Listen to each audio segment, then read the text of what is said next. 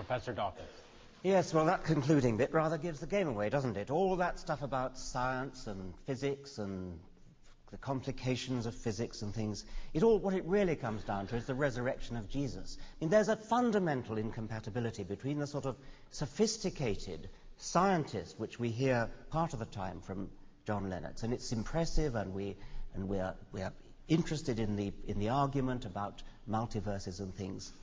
And then having produced some sort of a case for a kind of deistic God, perhaps, some God, the great physicist who adjusted the laws and constants of the universe. And that's all very grand and wonderful. And then suddenly we come down to the resurrection of Jesus. It's so petty, it's so trivial, it's so local, it's so earthbound, it's so unworthy of the universe. When we go into a garden and we see how beautiful it is, and we see coloured flowers, and we see the butterflies and the bees, of course it's natural to think there must be a gardener. Any fool is likely to think there must be a gardener. The huge achievement of Darwin was to show that that didn't have to be true.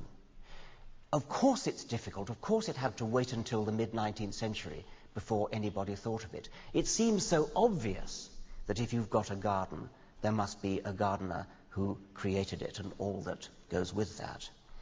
What Darwin did was to show the staggeringly counterintuitive fact that this not only can be explained by an undirected process. It's not chance, by the way. Entirely wrong to say it's chance. It's not chance. Natural selection is the very opposite of chance, and that's the essence of it. That was what Darwin discovered. He showed not only a garden, but everything in the living world, and in principle not just on this earth, but on any other planet, wherever you see the organized complexity that we understand, that we call life, that it has an explanation which can derive it from simple beginnings by comprehensible rational means. That is possibly the greatest achievement that any human mind has ever accomplished.